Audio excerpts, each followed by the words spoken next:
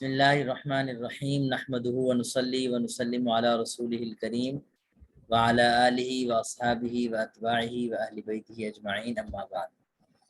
اس سبق کو میں نے تیار تو تقریباً بدھ سے کر لیا تھا، منگل بدھ کو کر لیا تھا، لیکن دوسرے ایک دو ریکارڈنگ کر لی تھی، یہ پتہ نہیں کیسے رہ گئی، بعد میں پھر مجھ سے ممکن نہیں ہو پائی۔ چلیں انشاءاللہ اس کو بھی میں لیکن لائیو سیشن میں ہم اس کو ڈسکس کر لیتے ہیں، ریکارڈنگ میں کر کے اس کو شیئر کر دوں گا بعد میں۔ اس سبق میں جو اعراب کی بقیہ اقسام ہیں، 7ویں 8ویں اور 9ویں قسم، اس کو انشاءاللہ تعالی ہم دیکھیں گے، اور اس سے متعلقہ جو اسم متمکن کی اقسام بنتی ہیں، اسم مکسور ہے، اور اسی طرح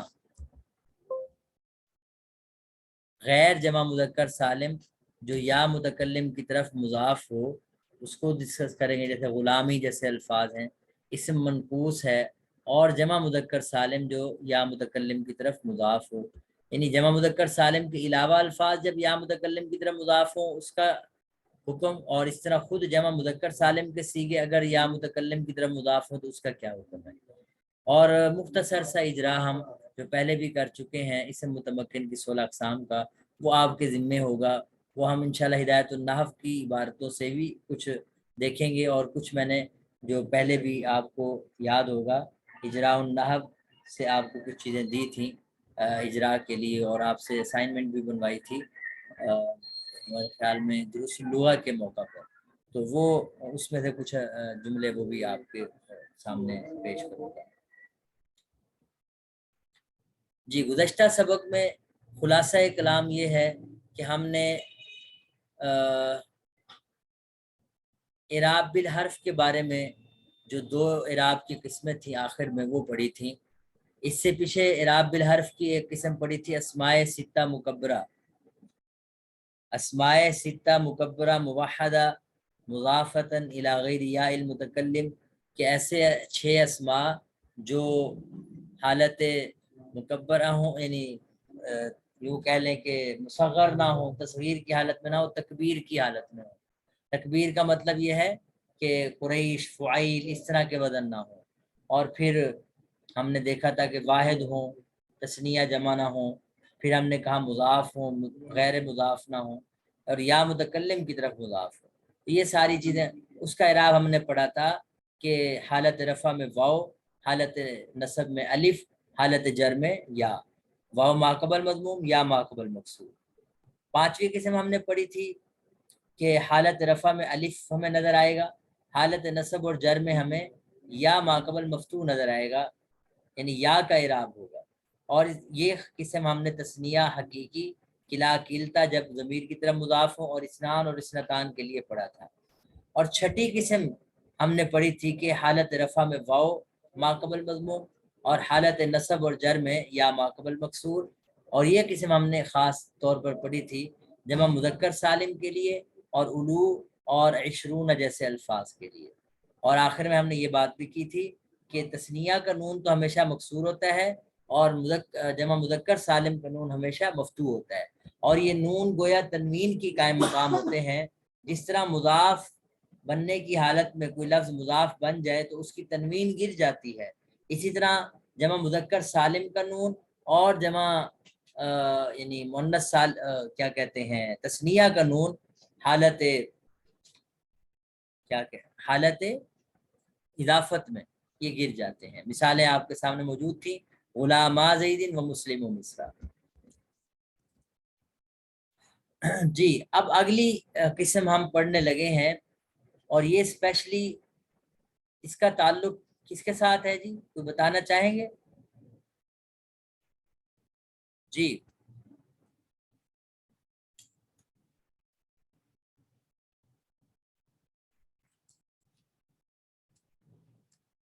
جی، اعراب تقدیری۔ 7ویں جی کس کے ساتھ؟ تقدیری اعراب ہوں گے۔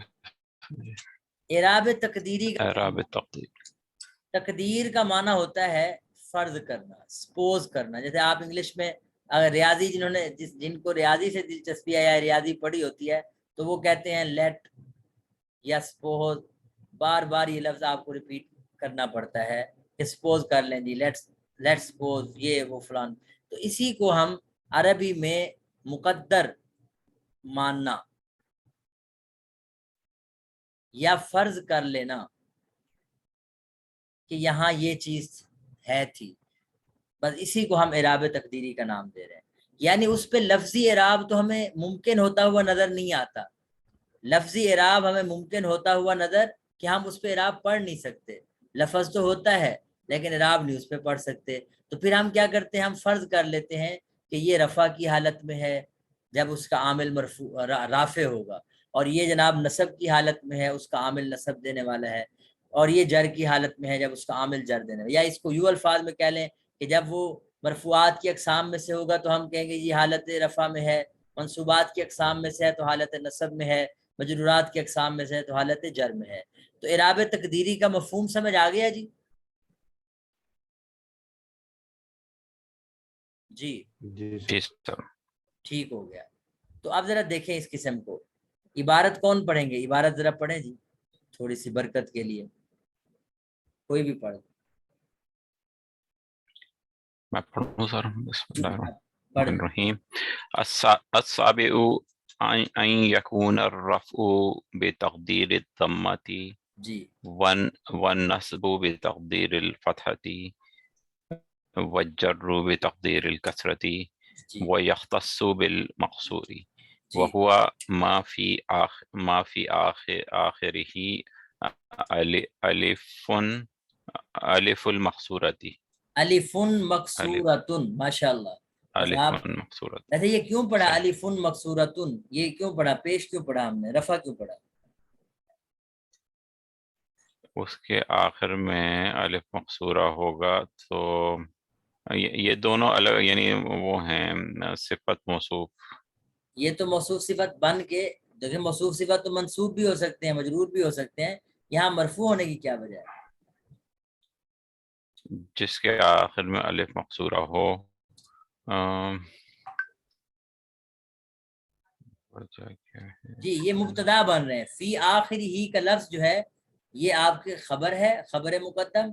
اچھا وہ ہے مؤخر ہے، تو یہ مبتدا مبتدا مؤخر ہے. مؤخر. اب صحیح صحیح. یہ بھی میں پہلے بتا چکا ہوں کہ ہم جب یعنی حروف جارہ اور مجرور ہوتے ہیں ان کو ہم مبتدا نہیں بنا سکتے، ان کو خبر ہی بنانا ہماری مجبوری ہوتی ہے. چلیں آگے پڑھیں. کا عصا کعصن، کعصن کعصن جی وبالمضاف إلى الياء لا المتكلم الى یائل، إلى ياء المتكلم غیر جمع غیر جمع غیری، غیر غیری یہ لفظ ہے غیری، غیری جمع المذکر السالم. غیر جمع المذکر السالم. ہاں جی جیسے کا غلامی، جی جیسے کہ غلامی. تقول جاءنی العصا وغلامی نہیں ورأیت جا انل، جب الف لام آ گیا نا پھر آسان نہیں پڑھیں گے. دیکھیں الف لام جاءنی کے بغیر العصا آسان پڑھیں گے اور الف لام کے ساتھ العصا پڑھیں گے. جا انل عصا و غلامی. جی جاءنی العصا وغلامی ہم ورأیت العصا وغلامی جی ومررت بالعصا وغلامی. جی ماشاء اللہ. اس ساتویں قسم کا خلاصہ یہ ہے کہ حالت رفع بھی تقدیری ضمہ کے ساتھ ہے، یعنی ہم فرض کریں گے کہ یہ ضمہ ہے اس پہ، اور حالت نصب تقدیری فتح کے ساتھ ہے کہ ہم فرض کر لیں گے جی اس پہ فتح ہے اگرچہ نظر نہیں آ رہا. اور حالت جر جو ہے وہ کسرہ، تقدیری کسرہ کے ساتھ ہے، یعنی کسرہ کے مقدر ہونے کے ساتھ. اگر لفظی ترجمہ دیکھیں ان یکون الرفع بتقدیر الضمتی، کہ حالت رفع ہو ضمہ کے مقدر ہونے کے ساتھ، یا یوں کہہ لیں کہ ضمہ کی تقدیر کے ساتھ، ضمہ کی تقدیر کے ساتھ. تقدیر کا مفہوم یہی میں بار بار کہہ رہا ہوں، فرض کر لینے کے ساتھ. اور جر جو ہے کسرہ کے مقدر ہونے کے ساتھ یا کسرہ کی تقدیر کے ساتھ. فرض کیوں کریں گے وہ میں نے وجہ بتا دی کہ اس کے آخر میں کوئی ایسا حرف ہوتا ہے جس پہ اعراب ممکن نہیں ہوتا. تو ہم پھر ہمیں یہ کیسے پتہ چلے گا کہ یہ رفع ہے اور یہ نصب ہے یا یہ جر ہے، جبکہ اعراب تو تقدیری ہے. تو اس کا عامل ہمیں بتا رہا ہوگا، سیاق و سباق ہمیں بتا رہا ہوگا کہ یہ حالت رفع میں ہے مرفوعات کی قسم میں سے کوئی بن رہا ہے، یہ حالت نصب میں ہے، منصوبات کی قسم میں سے کوئی بن رہا ہے، اور یہ حالت جر میں ہے، یہ مجرورات کی اقسام میں سے کوئی بن رہا ہے۔ تو اس طرح ہمیں پتہ چلے گا کہ یہ حالت رفع میں ہے، اور ہم فرض کریں گے یہاں اس کے اوپر پیش ہے اگرچہ ہمیں نظر نہیں آ رہا۔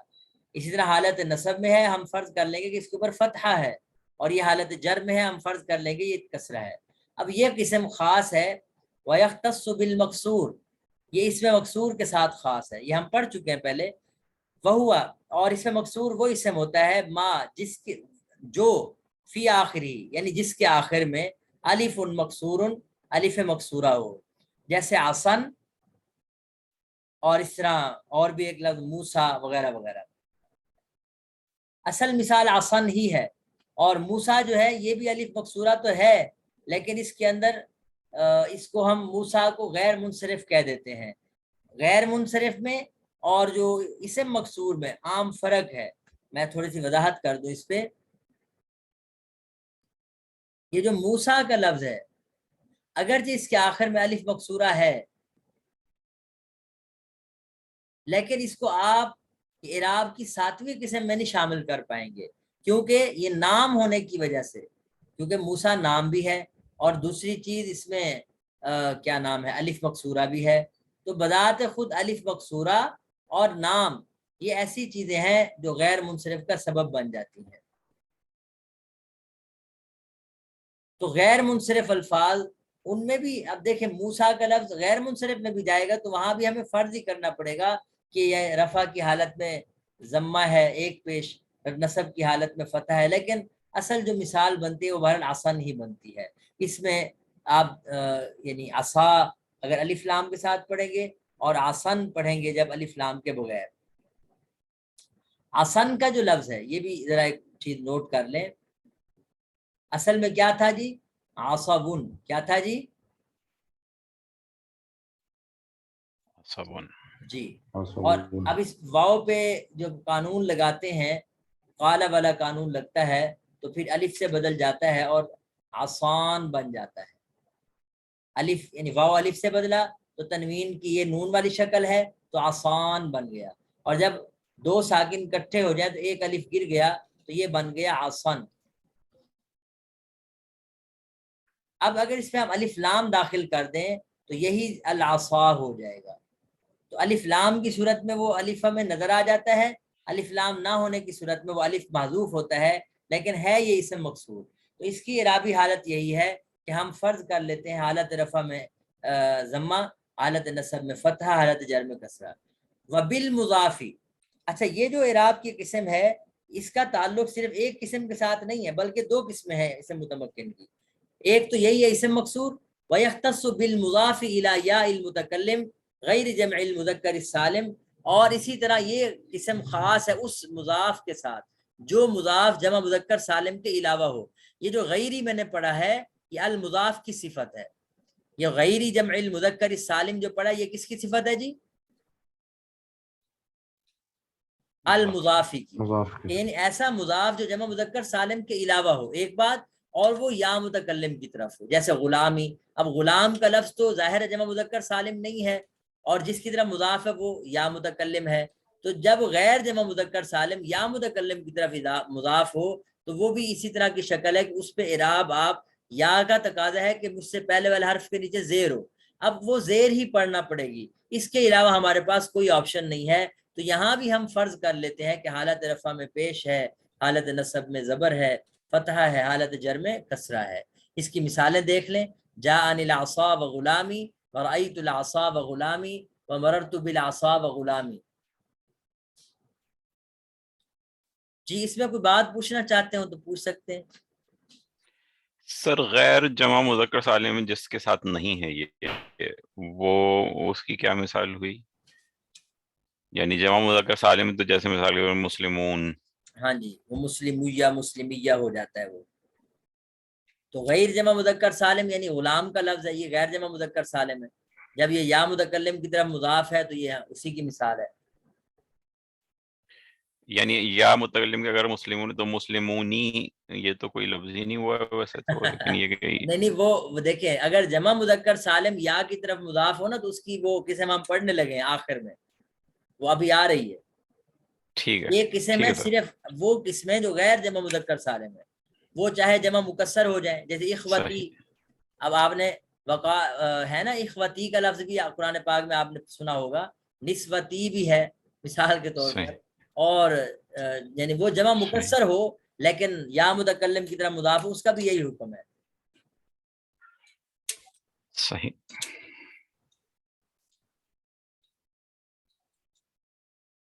جی الثامن ان يكون الرفع بتقدير الضمه والجر بتقدير الكسره والنصب بالفتحه لفظا. ایک بات یہ ذہن میں رکھیں کہ یہ جو ساتویں قسم اعراب کی ہے اس میں ہم اعراب نہیں پڑھ سکتے. کس لیے نہیں پڑھ سکتے کہ اعراب ممکن نہیں ہے پڑھنا، یعنی ہمیں زبر زیر پیش یا دو زبر دو زیر دو پیش پڑھنا ممکن نہیں ہے. لیکن جو آٹھویں قسم ہے اس میں اعراب پڑھنا ممکن تو ہے لیکن مشکل ہے. اس وجہ سے یہاں دو حالتوں میں اعراب تقدیری ہے اور ایک حالت میں اعراب لفظی ہے. اس حالت میں جس حالت میں اعراب لفظوں میں آپ کو نظر آئے گا وہاں اعراب پڑھنا مشکل نہیں ہے. اس وجہ سے ایک حالت تو آپ کو اعراب کی شکل نظر آئے گی، لیکن باقی دو حالتوں میں اعراب عرب لوگ نہیں پڑھتے. اس کی یہ وجہ نہیں ہے کہ اعراب نہیں پڑھا جا سکتا، اس پر مشکل ہو کے پڑھا جا سکتا ہے لیکن مشکل ہے، ثقیل ہے. تو اس وجہ سے یہ جو آٹھویں قسم اعراب کی ہے کہ اس میں بھی ہم حالت رفع اور حالت جر میں ضمہ اور کسرہ کے تقدیر کے ساتھ پڑھتے ہیں. اب مثال کے طور پر، اور یہ قسم خاص ہے اس میں منقوص کے ساتھ، جیسے قاضی کا لفظ ہے. اب قاضی کا لفظ ہے، اس کو پیش بھی پڑھا قاضیو، قاضی، قاضیہ. اب قاضیو قاضی یہ مشکل ہے پڑھنا عربوں کے لیے اور ہمارے لیے بھی مشکل ہو رہی ہے. تو اس لیے ہم اس کے بارے میں یہی حکم لگاتے ہیں کہ اس کی حالت رفع اور حالت جر میں تو اعراب جو ہے وہ تقدیری مانیں گے، لیکن القاضیہ یہ پڑھنا آسان ہے ہمارے لیے، تو اس لیے ہم حالت رفع میں حالت نصب میں لفظی فتح پڑھیں گے. اب آپ سوال پوچھیں گے کہ غلامی میں ایسا کیوں نہیں کیا؟ تو غلامی میں یا جو ہے نا وہ مضاف الیہ بن رہی ہے، وہ ضمیر ہے. القاضی میں یا ضمیر نہیں ہے بلکہ القاضی میں یا حرف اصلی ہے. اسی طرح ہر وہ واو جو یا سے بدل جائے وہ بھی اسی حکم میں ہے. تو دونوں میں یہی فرق ہے، غلامی میں یا مضاف الیہ کی ہے اور غلام کا آخری حرف میم ہے، اس کا اعراب میم بنتا ہے. القاضی میں یا ہے آخری حرف اور وہ اصل یعنی حروف اس لفظ کے حروف میں شامل ہے اور اس کا اعراب کا محل یا بنتا ہے. میں دوبارہ دہرا دوں، غلامی میں اعراب کا محل کیا ہے جی؟ بولیں.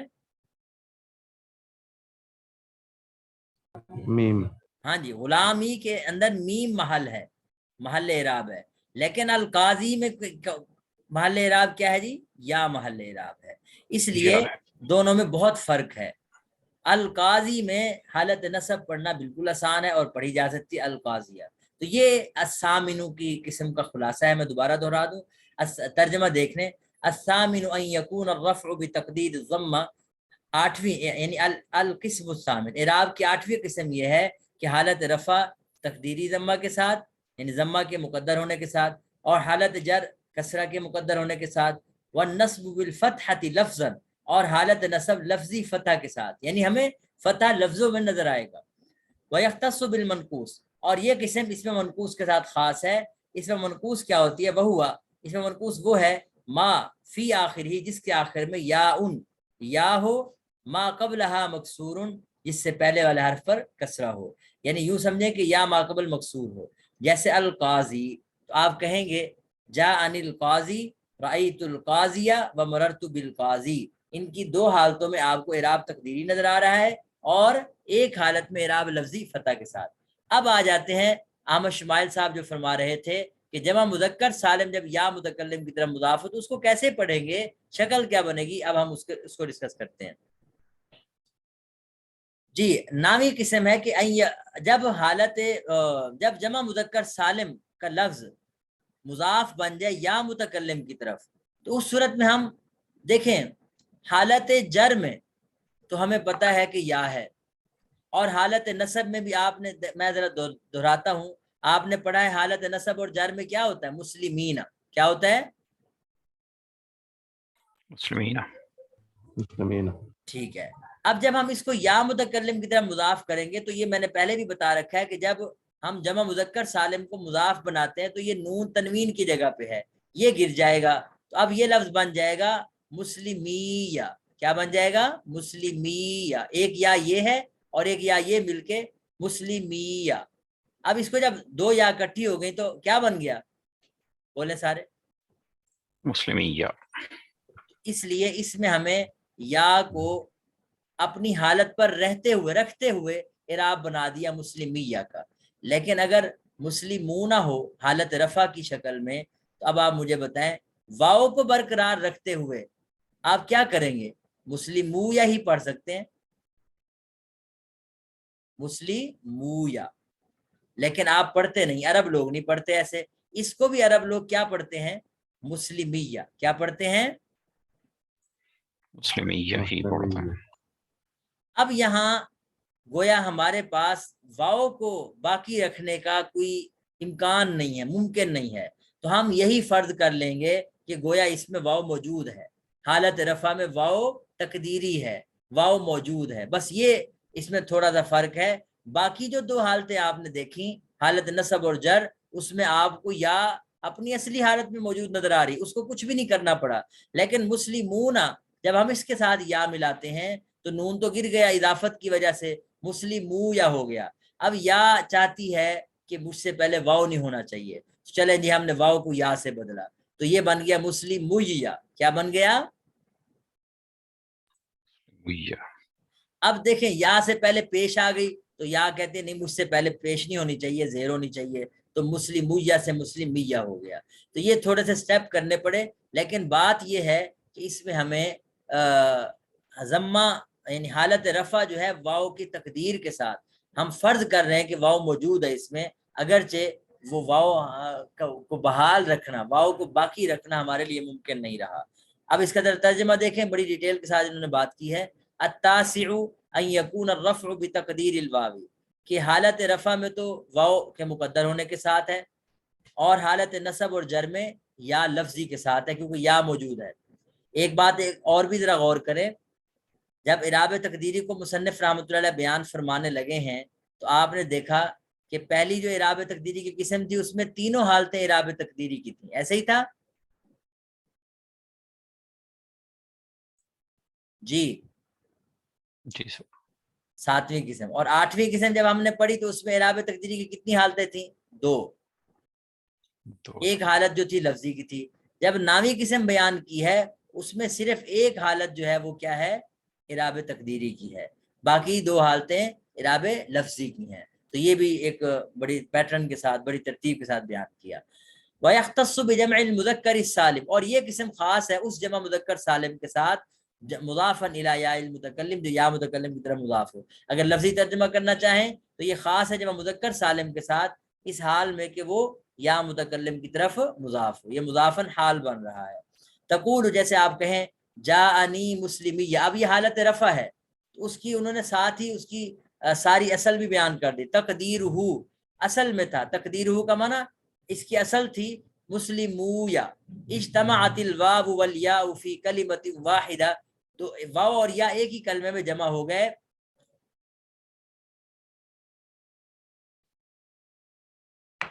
والاولی منہما ساکنۃ، اور ان میں سے پہلا حرف ساکن ہے.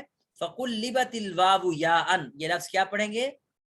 فقلبت الواو یاء، واو کو یا میں بدل دیا گیا. وادغمت الیاء فی الیاء، اور یا کا یا میں ادغام کر دیا تو مسلمیہ ہو گیا. وابدلت الضمۃ بالکسرۃ، اور ضمہ کو تبدیل کر دیا گیا کسرہ کے ساتھ. لمناسبت الیاء، یا کی مناسبت سے، تو یہ بن گیا مسلمیہ. فصار مسلمیہ، اس لیے جاءنی مسلمیہ ہو گیا. ورأیت مسلمیہ ومررت بمسلمیہ، اس میں تو کوئی تعلیل کی ہمیں ضرورت ہی نہیں ہے. تو اس طرح ہماری یہ 16 اقسام پوری ہو گئیں. تو انشاءاللہ اب ہم یعنی اگلے لائیو سیشن میں الفصل الاسم المعرب علی نوعین، منصرف اور غیر منصرف کی بات کریں گے. ہماری 16 اقسام جو ہیں یہیں تک ختم ہو جاتی ہیں، اور یہ وہ اسم متمکن کی 16 اقسام کے بارے میں اجرا ہے. مثلا آپ کے سامنے استبقوا الخیرات، الخیرات، تو یہ کون سی قسم سے تعلق رکھتا ہے جی؟ جمع مؤنث سالم. جی بالکل، جمع مؤنث سالم سے. اور جالوت، کوئی اور بتائیں خالد بھائی.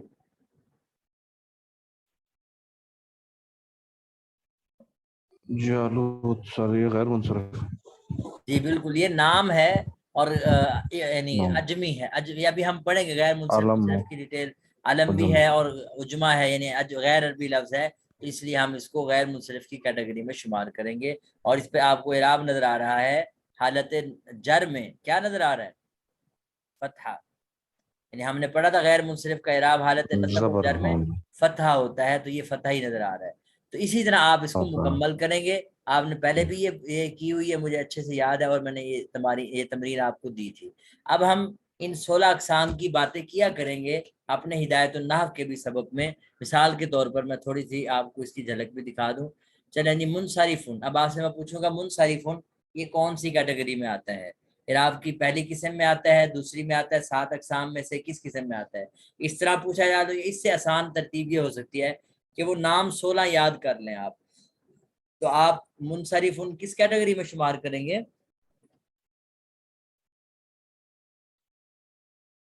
پہلی کیٹیگری.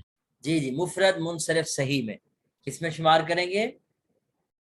مفرد مفرد منصرف. تو یہ آپ منصرف صحیح. نام اگلے سبق میں یاد کر کے آئیں گے. کر لیں گے جی نام یاد؟ انشاءاللہ سر. 16 اقسام کے نام یاد کر لیں تو انشاءاللہ اجرا ہم ان کا جو ہے وہ ہدایت النحو کے عبارت سے ہی کریں گے. تو آج کا سبق ہم اسی پہ ختم کرتے ہیں. کوئی اور بات کسی کے ذہن میں ہوگی؟ ٹھیک ہے سر. اس دفعہ لیکچر نہیں آیا تھا سر، تو کچھ ترتیب بدلی ہے یا نہیں، میں نے آئے گا؟ شروع میں گزارش کر دی تھی لیکچر میں. یہ میں نے تیار تو کر لیا تھا منگل بدھ کو، یہ سلائیڈ تیار ہو گئی تھی. تو میں نے دوسرے 1-2 لیکچر بھی ریکارڈ کیے. یہ پتہ نہیں کس طرح مجھ سے رہ گیا. تو پھر بعد میں جب بدھ سے آگے گزرا ہوں تو پھر اس کے بعد مجھے فرصت ہی نہیں ملی نا. تو یہ بار اس طرح جی سر. مسٹیک ہوئی ہے. بار انشاءاللہ یہ اصل میں یعنی یہ بھی ایک انداز ہے نا، میں نے سوچا کہ آپ سے بات، کیونکہ اس میں آپ کو مقصد وہ کہتے ہیں نا ایج آف دا سیٹ، کنارے پر بیٹھ کے پوری کلاس نہیں پڑتی ہے کہ کب کون سا سوال آ جائے. تو تیاری نہیں ہوتی نا اس وجہ. ہاں یہ بھی ہے. دیکھیں اصل میں نا یہ جو ہوتا سٹائل ویسے یہی ہے درس نظامی میں نا، کہ آپ حضرات جو ہے اپنے حساب سے مطالعہ کر کے آتے ہیں. استاد نے آ کے پڑھانا ہوتا ہے اور پوچھنا ہوتا ہے طلباء سے. اس میں پہلے سے ریکارڈنگ تو نہیں ملی ہوتی ان کو. تو یہ بھی ہے. تو آگے چل کے میں یہ سوچ رہا تھا کہ سبق کی مقدار کو بھی ہم نے بڑھانا ہے. تو اس میں میرے ذہن میں یہی خاکہ آ رہا تھا کہ ریکارڈڈ لیکچر تو میں بھیجوں گا، لیکن اس کے ساتھ ساتھ ہم کچھ حصہ لائیو سیشن میں بھی پڑھا کریں. کیا خیال ہے ویسے؟ جی سر، اس میں توجہ بہتر ہے زیادہ سر چاہیے. بہتر. اگر لوگ تیار ہوں تو بہت اچھا ہے، تیار نہ ہو تو بالکل بیکار ہو جائے گی کلاس. ہاں یعنی یہ تو آپ کے صحیح ہے اوپر ہے سر، نا. کچھ حصہ ریکارڈ ہو پھر آگے سے ذرا پش کر لیں. ہاں سر آپ نہیں، سب کے اوپر ہے، یعنی اگر 1-2 بھی جی جی چلے جو ترتیب چل رہی ہے وہ تو انشاءاللہ ہم مکمل کرتے ہیں نا. ایسے جی ہوئے. جو ترتیب چل رہی ہے وہ تو ہم انشاءاللہ اسی ترتیب سے کرتے ہیں. اور میری تو یہ کوشش ہے کہ ہدایت النحو ہم پوری ریکارڈ کریں اور اسی طرح چلتے چلے جائیں. چاہے ہمارا یہ فرض کر لیں سیمیسٹر ختم بھی ہو جاتا ہے، لیکن ہم اپنی ریکارڈنگ کو جاری رکھیں. اور اس میں آپ حضرات یہ ظاہر ہے، لیکن ہمارا جو مقصد ہے، میرا ذاتی طور پہ جو مقصد ہے کہ اتنے چھوٹے سے دورانیے میں اتنا ہو جائے کہ ہم عبارت کو کچھ حد تک جائزہ لے سکیں اور پڑھ سکیں اور اس سے کچھ چیزیں اخذ کر سکیں. اگر یہ اس میں ہمیں کچھ کامیابی ملی ہے تو میرے خیال میں اسی کو ہم فائدہ ہی سمجھیں اور مزید اس پہ ترقی کریں کہ عبارتیں ہم پڑھ سکیں اور بار بار ایک تو تیزی کے ساتھ، دوسرا ہم اس سے جو مفہوم ہے وہ اخذ کرتے ہیں. تو یہ ایک مقصد تھا. اور خاص طور پہ جب کسی فن کے متعلق کوئی ہوتی ہے نا کتاب، جو عربی میں ہو یا انگلش میں ہو، تو وہ فن کے متعلق عربی کو سمجھنا یا انگلش کو سمجھنا آسان ہوتا ہے.